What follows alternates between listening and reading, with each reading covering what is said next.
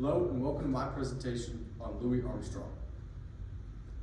Louis Armstrong was born in New Orleans sometime between 1899 and 1901, most likely either the 4th of July or the 4th of August. We don't know precisely when because at the time birth records were not common or well recorded for African Americans in the South. During his early childhood, he was raised by a single mother, Mary Albert, and in 1913, Armstrong, or as he became known as later, Satchmo, was sent to the Colored Wife's Home, a place for juvenile delinquents. He was sent there supposedly because he shot his stepfather, but officially because he stole his stepfather's pistol and fired a blank. At the Colored Wife's Home, Armstrong learned to play the cornet. This was the first step in his long and famous music career.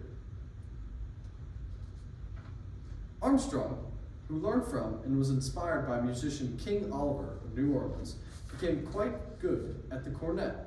So good, in fact, that in 1918, he replaced Oliver in the Kid Ory Band. After a year and a half at the Colored Wife's Home, Armstrong was released, left, and began playing jazz music full-time on Mississippi riverboats. In 1922, after some time riding up and down the Mississippi on riverboats, Armstrong was asked to play for the Oliver Band, a Chicago-based group. Armstrong's original fame can be attributed to this position as a second cornet. Described by Britannica as the apex of the early contrapuntal New Orleans ensemble style, this band was significant to the Harlem Renaissance movement. This band included famous figures such as Johnny Dodds, Baby Dodds, and Lil Hardin Armstrong. Wait, another Armstrong?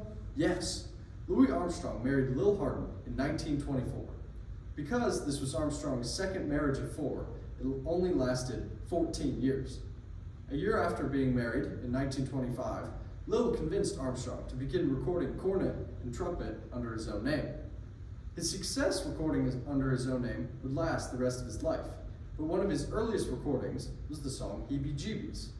Recorded and released in 1926 by Louis Armstrong and his Hot Five, this song incorporated scat singing, a method of making nonsense syllables common in Armstrong's work. For his performances to this point, he is regarded as the first great jazz soloist. As Stephen Lewis of the Smithsonian said, where many singers would stick closely to a pop song's original melody and performance, Armstrong felt free to introduce swinging riffs and melodic variations. In the process, he turned every song he sang into a reflection of his fun-loving personality.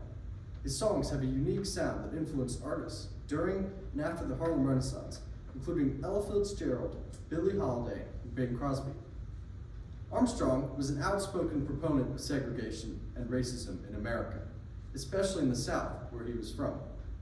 He used his voice to fight for schools desegregation, and when the State Department asked him to be a, quote, ambassador for jazz, he declined until 1960, citing civil rights issues as his reason for opposition. Interestingly enough, Armstrong was touring in Leopoldville, now Kinshasa, for the U.S. government in 1960 when the Prime Minister of the country was assassinated, influenced by the CIA. This goes to show the significance of his tour on the world stage. Armstrong's distinct voice of the Harlem Renaissance was even known throughout the Eastern Bloc because of the State Department's Sound of Freedom project, where his sound was broadcasted across the Iron Curtain. Other prominent black musicians throughout Armstrong's time claimed he was a sellout for participating with the government and for living into the black Southern stereotype too much.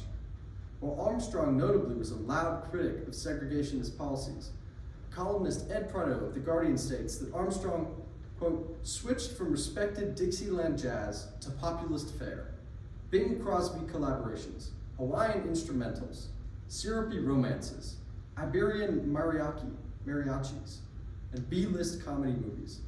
This belief that Armstrong was a sellout is widespread, with many calling him out for what they believe to be wrong. Louis Armstrong's legacy is one of great accomplishment. Having wrote over 50 songs and performed with his cornet, trumpet, and voice thousands of times, he is one of the founding geniuses of Harlem Renaissance music. He will not be forgotten. Satchmo died July 6, 1971 in New York, but his music still lives on in records, video recordings, and written music to this day. Thank you.